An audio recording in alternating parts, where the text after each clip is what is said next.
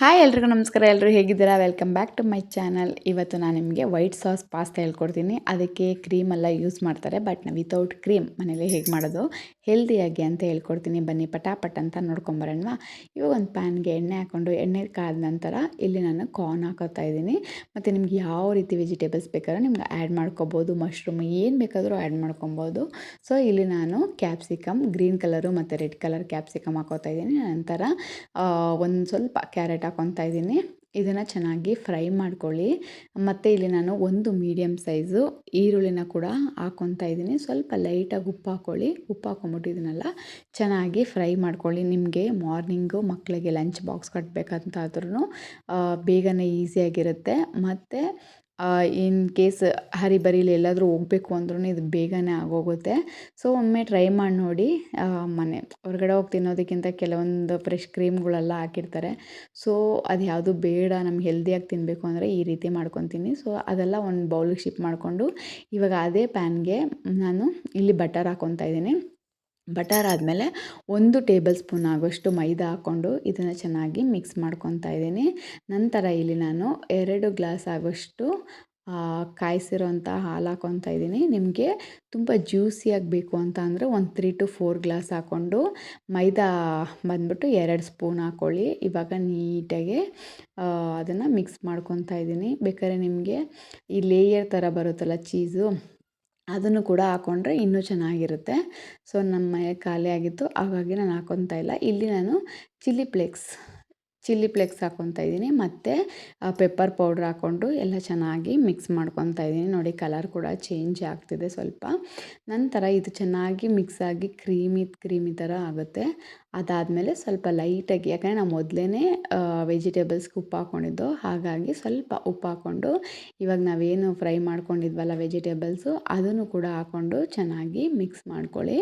ಇದು ನೀಟಾಗಿ ಮಿಕ್ಸ್ ಮಾಡ್ಕೊಂಡಾದ್ಮೇಲೆ ನಾವು ಪಾಸ್ತಾನ ಬಂದ್ಬಿಟ್ಟು ಮೊದಲೇ ಇಟ್ಕೊಂಡಿರ್ತೀವಿ. ಅದು ನೋಡಿ ಈ ಥರ ಬೆಂದಿದೆ.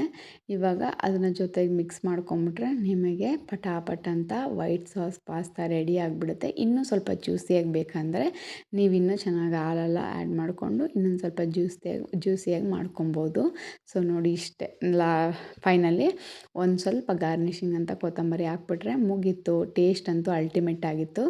ನಾನು ಹೇಳೋ ಸುಳ್ಳ ನಿಜನ ಅಂದರೆ ನೀವೇ ಕೂಡ ಒಮ್ಮೆ ಟ್ರೈ ಮಾಡಿ ನೋಡಿಬಿಟ್ಟು ಹೇಗಿತ್ತು ಅಂತ ಕಮೆಂಟ್ ಮಾಡಿ ತಿಳಿಸಿ. ಇವತ್ತಿನ ಟಾಪಿಕ್ ಬಂದ್ಬಿಟ್ಟು ನಿಮ್ಮ ಆತ್ಮವಿಶ್ವಾಸನ, ಇಲ್ಲ ನಿಮ್ಮನ್ನು ಯಾರು ಕಾಲು ಎಳಿತಿದ್ದಾರೆ ನಿಮ್ಮನ್ನು, ನಿನ್ನ ಕೈಲಿ ಏನೂ ಆಗೋದಿಲ್ಲ, ನೀನೊಂದು ಯೂಸ್ಲೆಸ್ಸು ಅಂತ ಯಾರಾದರೂ ನಿಮ್ಮನ್ನು ಈ ಥರ ಡಿಮೋಟಿವೇಟ್ ಮಾಡ್ತಿದ್ರೆ, ನಿಮ್ಗೆ ಹರ್ಟ್ ಮಾಡ್ತಿದ್ರೆ, ದಯವಿಟ್ಟು ಅಂಥ ವ್ಯಕ್ತಿಗಳಿಂದ ದೂರವಿರಿ.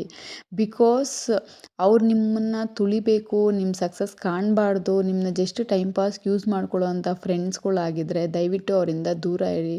ಫ್ರೆಂಡ್ಸ್ ಆ್ಯಂಡ್ ಫ್ಯಾಮಿಲಿ ಯಾರೇ ಆಗಿರ್ಬೋದು, ನಿಮ್ಮನ್ನು ತುಂಬ ಟೀಕೆ ಮಾಡ್ತಿದ್ದಾರೆ ಅಂತ ಅಂದರೆ ಅವರಿಂದ ದೂರ ಇರಿ. ಬಿಕಾಸ್ ಕೆಲವ್ರು ಬಂದ್ಬಿಟ್ಟು ಅವ್ರ ಸಕ್ಸಸ್ ಕಾಣ್ತಾರೋ ಇಲ್ವೋ, ಬಟ್ ಬೇರೆಯವರು ಅದು ಅವ್ರಿಗೆ ಗೊತ್ತಿರುತ್ತೆ ಇವ್ರು ಏನೋ ಮಾಡ್ತಿರ್ತಾರೆ ಅಂತ. ಬಟ್ ಅವ್ರೇನು ಅಂದ್ಕೊಂಡಿರ್ತಾರೆ ಅಂತ ಅಂದರೆ ಯಾವಾಗಲೂ ನಮ್ಮ ಜೊತೆನೇ ಮಾತಾಡ್ಕೊಂಡಿರ್ತಾರಲ್ಲ, ಬಿಕಾಸ್ ಇವ್ರು ಏನೂ ಮಾಡ್ತಿಲ್ಲ. ಸೊ ಇವ್ರಿಗೇನಾದರೂ ಒಂದು ಅವ್ರದ್ದೇನೋ ಪ್ರೆಷರ್ ತೊಗೊಬಂದು ಇನ್ನೊಬ್ರ ಮೇಲೆ ಹಾಕಿ ಅವ್ರಿಗೆ ಹರ್ಟ್ ಮಾಡೋದು, ಇದೆಲ್ಲ ಮಾಡ್ತಾರೆ.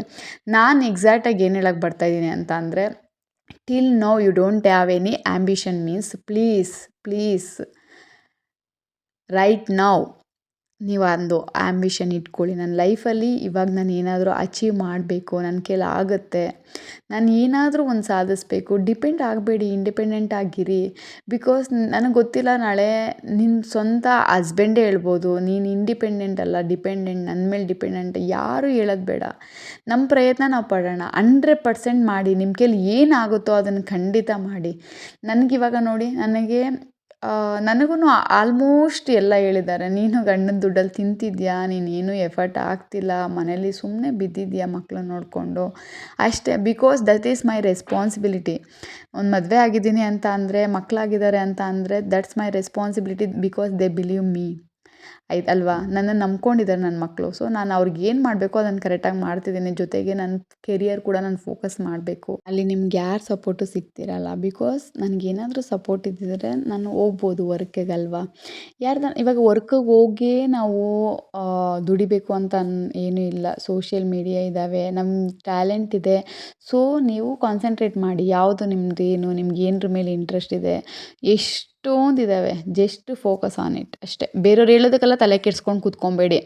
ನೀವು ಕುಗ್ಗಿಸ್ತಾರೆ, ನೀವು ಕುಗ್ಗಕ್ಕೆ ಹೋಗಬೇಡಿ. ಜಸ್ಟ್ ಅದನ್ನು ಒಂದು ಇದಾಗಿ ತೊಗೊಳ್ಳಿ, ಒಂದು ಚಾಲೆಂಜಿಂಗಾಗಿ ತೊಗೊಳ್ಳಿ. ಏನಾದರೂ ಒಂದು ಮಾಡ್ತಾಯಿರಿ. ಎಫರ್ಟ್ ಆಗ್ತೀರಿ. 100% ಒಂದಿನ ನೀವು ಸಕ್ಸಸ್ ಅನ್ನೋದು ಕಾಣ್ತೀರಾ. ಇವಾಗ ನಾನು ಅಷ್ಟೇ ಒಂದು ಪ್ರಯತ್ನ ಪಡ್ತಾಯಿದ್ದೀನಿ. ಆ ಕುಕ್ಕಿಂಗ್ ಚಾನಲ್ ನಂದು 1 ಇಯರ್ ಆಗೋಯಿತು. ಎಲ್ಲ ಲಿಮಿಟ್ ಕ್ರಾಸ್ ಆಯಿತು. ಬಿಕಾಸ್ ನನಗೆ ವಾಚ್ ಟೈಮ್ ಆನ್ ಟೈಮಿಗೆ ಕಂಪ್ಲೀಟ್ ಮಾಡೋದಕ್ಕಾಗಲಿಲ್ಲ. ಸಬ್ಸ್ಕ್ರೈಬರ್ಸ್ ಮಾಡ್ಕೊಳ್ಳೋದಕ್ಕಾಗಲಿಲ್ಲ. ಕನ್ಸಿಸ್ಟೆನ್ಸಿ ಮೇಂಟೈನ್ ಮಾಡೋದಕ್ಕಾಗಲಿಲ್ಲ. But I am back. Because ನನಗೆ ಬೇಕು, ನಾನು ಕಲಿಬೇಕು. ಇದ್ರಲ್ಲಿ ಕಲಿಸೋದು ಇದೆ ಮತ್ತು ಕಲಿಯೋದು ಇದೆ, ಎರಡೂ ಇದೆ.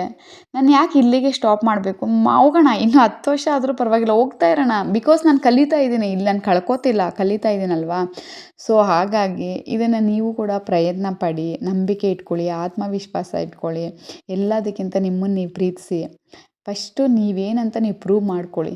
ಯಾರಿಗೋಸ್ಕರನೂ ಪ್ರೂವ್ ಮಾಡಬೇಡಿ. ಈ ಭೂಮಿ ಮೇಲೆ ಬಂದಿರೋದಕ್ಕೋಸ್ಕರ ನಿಮ್ಮದೇನಿದೆ ಅದನ್ನು ಪ್ರೂವ್ ಮಾಡ್ಕೊಳ್ಳಿ. ಹೋಗಿ ಸಕ್ಸಸ್ಸಿಂದ ಓಡಿ ಅನ್ನೆಸೆಸರಿ ಟೈಮ್ ವೇಸ್ಟ್ ಮಾಡಬೇಡಿ. ಬಿಕಾಸ್ ನಾನು ತುಂಬಾ ಟೈಮ್ ವೇಸ್ಟ್ ಮಾಡಿಬಿಟ್ಟಿದ್ದೀನಿ. ಇದಕ್ಕೆ ಮೇಲೆ ವೇಸ್ಟ್ ಮಾಡಬಾರ್ದು ಅಂತಲೂ ಅಂದ್ಕೊಂಡಿದ್ದೀನಿ. ಟಾಕ್ಸಿಕ್ ಪೀಪಲ್ನ first remove from your life ಅಷ್ಟೆ. I removed my all negative energies.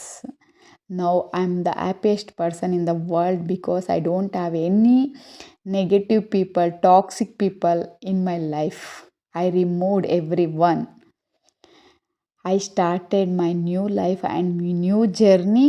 I'm thinking, I'm working on it. ಆಯಿತಾ? ಇನ್ನು ಮೇಲೆ ನಾನು ಏನು ಮಾಡಬೇಕು ಅನ್ನೋದನ್ನು ಯೋಚನೆ ಕೂಡ ಮಾಡ್ತಾಯಿದ್ದೀನಿ. ಅದಕ್ಕೆ ಎಫರ್ಟ್ ಕೂಡ ಹಾಕ್ತಾಯಿದ್ದೀನಿ. ಸೊ ನೀವು ಹೀಗೆ ಇರಿ. ಎಷ್ಟೊಂದು ಹೌಸ್ ವೈಫ್ಗಳು ನನಗೆ ಅರ್ಥ ಆಗುತ್ತೆ. ಅಯ್ಯೋ, ನಾವು ಬೇರೆಯವ್ರದ್ದು ಬೇರೆಯವ್ರದ್ದು ರೀಲ್ಸ್ ನೋಡೋದು, ಅವ್ರು ಕಮೆಂಟ್ ಹಾಕೋದು, ಅದನ್ನು ಬಿಟ್ಬಿಡಿ. ನೀವು ಪ್ರಯತ್ನ ಪಡಿ. ಫಸ್ಟ್ ದಿನ 1 ಲೈಕ್ 2 ಲೈಕ್. ನನಗೂ ಅಷ್ಟೇ ಫಸ್ಟ್ ದಿನ ಒಂದೇ ಒಂದು ಸಬ್ಸ್ಕ್ರೈಬರ್ಸು. ಇವಾಗ 234 ಆಗ್ತಾರೆ, 5 ಆಗ್ತಾರೆ, ಹಾಗೆ ಆಗ್ತಿದೆ. ಬಿಕಾಸ್ 1 ವರ್ಷಕ್ಕೆ ಜಸ್ಟ್ 235 ಅಷ್ಟೇ ಅಂತ ಬೇರೆಯವ್ರಿಗೆ ಅನಿಸ್ಬೋದು. ಬಟ್ ನನಗೆ ಅದು ದೊಡ್ಡದು. ಆಯಿತಾ? ನಂಗೆ ಜಾಸ್ತಿ ಜನ ಇದ್ದಾರೆ ಅಂತಲೇ ಅನ್ನಿಸ್ತಿದೆ. ಅಷ್ಟು ಜನ 200 ಜನನ ಸಂಪಾದನೆ ಮಾಡೋದು ಜಾಸ್ತಿನೇ ಅಲ್ವಾ?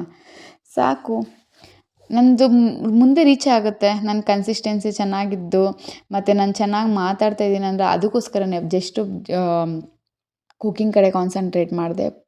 ಮೋಟಿವೇಶ್ನಲ್ ಸ್ಪೀಚು ಕೂಡ ಆ್ಯಡ್ ಮಾಡ್ಕೊತಾ ಹೋಗ್ತಾಯಿದ್ದೀನಿ. ನಿಮ್ಗೆ ಇಷ್ಟ ಆದರೆ ಲೈಕ್ ಮಾಡಿ, ಶೇರ್ ಮಾಡಿ, ಕಮೆಂಟ್ ಮಾಡಿ. ಮತ್ತು ಯಾವ ಥರ ಟಾಪಿಕ್ ನಿಮಗೆ ಮಾತಾಡಬೇಕು ಅಂತ ಅನ್ಕೋತೀರೋ ದಯವಿಟ್ಟು ಹೇಳಿ. ನಾನು ಅದೇ ಟಾಪಿಕ್ ಮಾತಾಡ್ತೀನಿ. ನನಗೆ ಏನು ಎಕ್ಸ್ಪೀರಿಯೆನ್ಸ್ ಆಗಿದೆಯೋ ನಿಮ್ಮ ಹತ್ರ ಎಲ್ಲ ಶೇರ್ ಮಾಡ್ಕೊತೀನಿ ಕೂಡ.